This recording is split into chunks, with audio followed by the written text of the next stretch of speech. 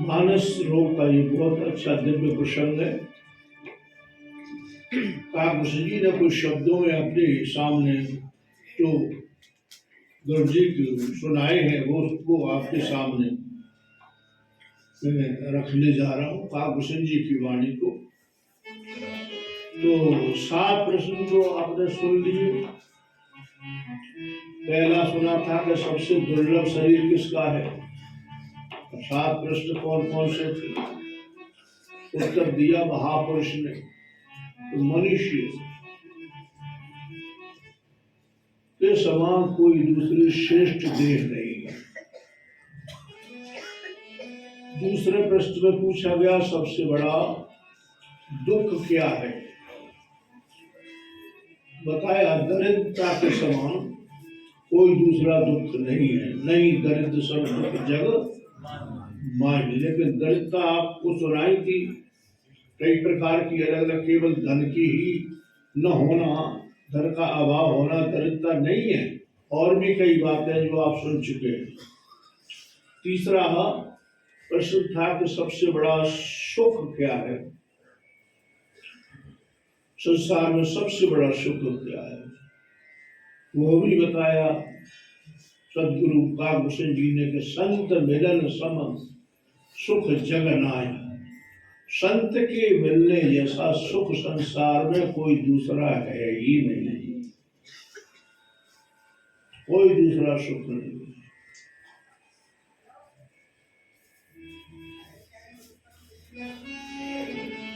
चौथा प्रश्न, संत असंत मर्म तुम जानो। संत और असंत को हम कैसे पहचानें।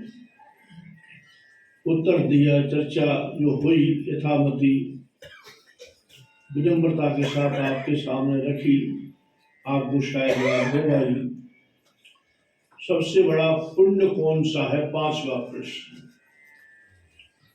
सबसे बड़ा पुण्य क्या है, सबसे बड़ा धर्म क्या है, ये भी आपको बता चुके हैं। 6वां प्रश्न भी आप सुन रहे थे, सबसे बड़ा पाप कराल पाप कौन सा है, निंदा। सबसे अब 7वां प्रश्न पूछने के लिए गुरु जी बैठे हैं, गुरुदेव के चरणों में निवेदन करते हैं।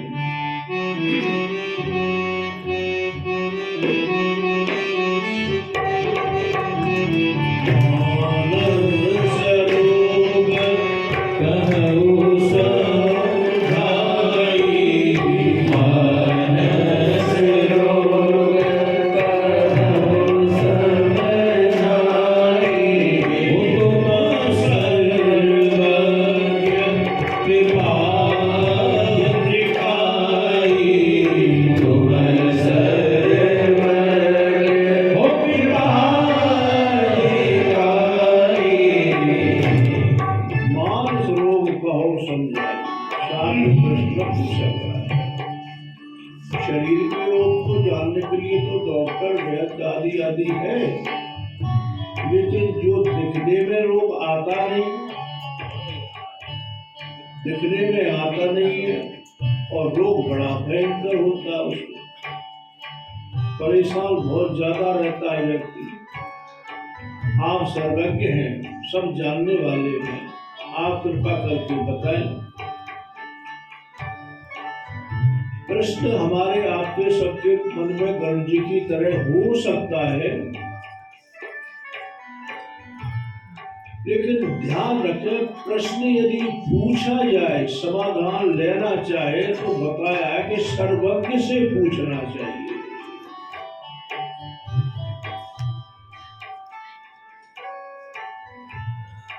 सर्वज्ञ या गुरु जी महाराज सर्वज्ञ, भगवान शंकर सर्वज्ञ, पार्वती काकभूषण जी सर्वज्ञ। वही तुम्हारे प्रश्न का बिल्कुल सटीक उत्तर दे सकता है।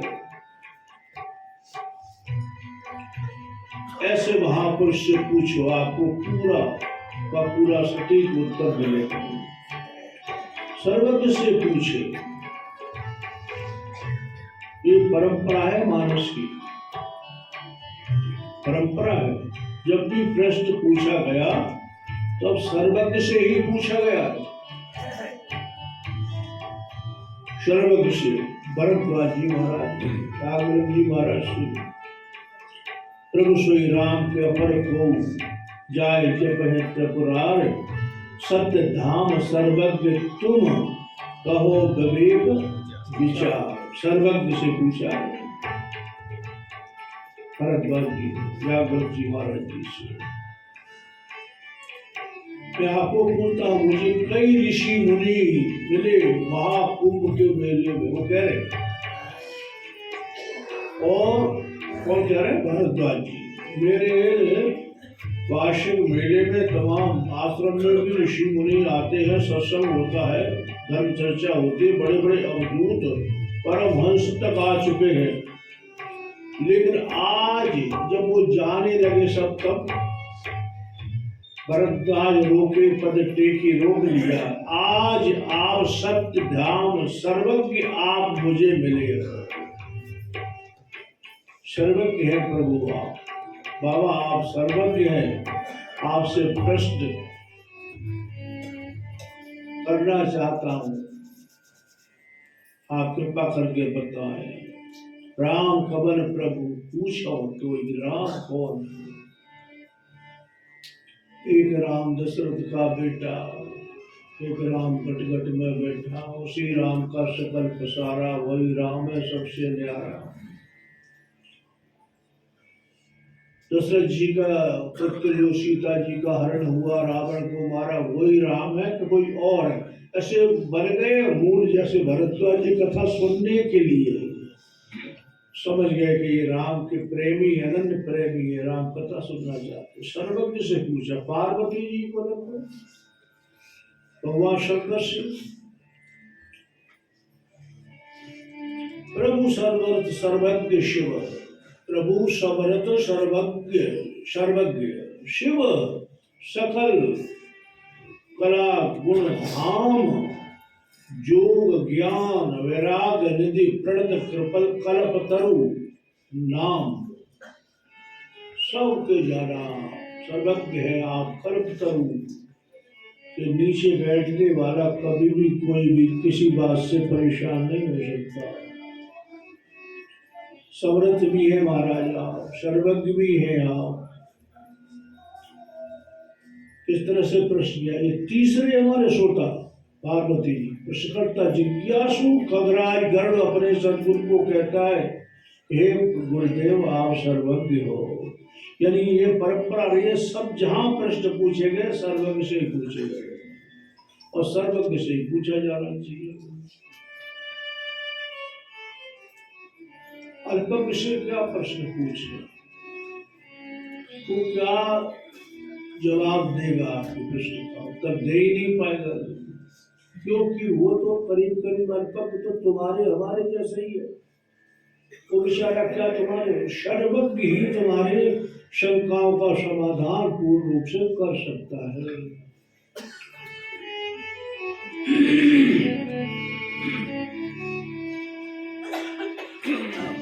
इसलिए ऐसे महापुरुष के चरणों में हिमाचल जी ने नारद जी को पूछा, हिमाचल जी, त्रिकालज्ञ सर्वज्ञ तुम गत सर्वत्र तुम्हार। आप त्रिकालज्ञ हैं, तीनों कालों के जानने वाले, सर्वज्ञ है। आपकी गति सर्वत्र है, स्वर्ग में, वैकुंठ में, गोलोक, जहां भी जाना चाहो संकल्प से पहुंच जाते। कहो सुता के दोष गुण मुनिवर हृदय विचार। पार्वती का अवतरण हुआ, जन्म हुआ,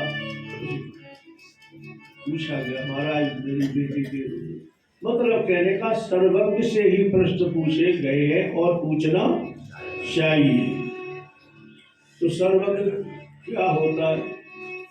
सर्वज्ञ का अर्थ एक तो ये होता है कि जिसको बिना पढ़े लिखे, ध्यान से समझिए आप, बिना पढ़े लिखे सभी विषयों का ज्ञान हो, हर विषय पर बोले, न कहीं पढ़ने गया हो न कहीं पढ़ा हो, बिना पढ़े लिखे सब विषय पर बोलने वाला हो, ज्ञान हो,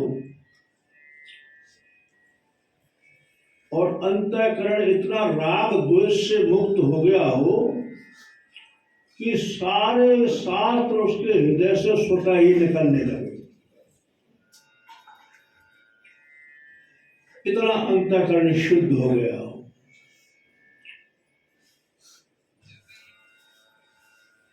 कभी कभी महापुरुषों से आप सुनते हैं, कई महापुरुष बोलते हैं, हमारे गुरुदेव बोलते थे, हर विषय पर बोलते थे, हर विषय पर बोलते थे। जो बोलेगा संत तो लगता है, संसार को लगता है ये हर विषय पर बोल रहा है, ये महापुरुष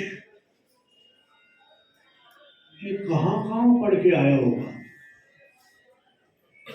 कहाँ कहाँ पढ़ा होगा। सुनने में लगता है हर विषय पर बोले। हमारे गुरुदेव भगवान बोलते, हमारे गुरु महाराज जी श्री महापुरुष ने पूछा, किसी महापुरुष ने पूछा कि महाराज आपने तो कमाल कर दिया, आप इतना सब कुछ बोलते हो, आपने कौन सी पोथी पढ़ी, कहाँ पढ़े आप? तो गुरुदेव भगवान ने कहा कि महाराज मैंने तो कोई पोथी नहीं पढ़ी और नहीं मैं कहीं पढ़ने गया, केवल गुरुदेव के चरणों में बैठा, गुरुदेव की कृपा हुई और फिर खोल करके अपने हृदय की पोथी पढ़ी, अपने अंदर की पोथी पढ़ी। अंदर की पोथी पढ़ ली तो समझो सारे शास्त्र आपके अंदर से निकलने लगेंगे। विशुद्ध अंतःकरण, उनके हृदय से शास्त्र प्रकट हो जाते हैं। ऐसे महापुरुषों के पास यदि हम पहुंच जाए तो हम कृत्य कृत्य हो जाते हैं, धन धन हो जाते हैं। अरे और की तो बात छोड़ो, शास्त्रों की भी इच्छा होती है, शास्त्र भी ये चाहते हैं कि ऐसे महापुरुष के मुख से हमारा बखान किया जाए, ऐसा कोई पहुंचा हुआ महापुरुष मुझे उठाए। शास्त्र कह रहे हैं ऐसा कोई महापुरुष पहुंचा हो मुझे उठाए, फकीर मुझे उठाए, जो भीतर से पूरा भक्ति के ज्ञान के बैराग के रंग में रंगा हुआ हो, पूरा हृदय अंतःकरण का रंग गया हो। क्योंकि शास्त्र भी श्वास लेते हैं, आप ध्यान से सुनिए, शास्त्र भी श्वास लेते हैं, मुर्दे नहीं होते शास्त्र। अपन क्या किताब पोथी है, ये तो क्या है, श्वास लेते हैं, श्वास।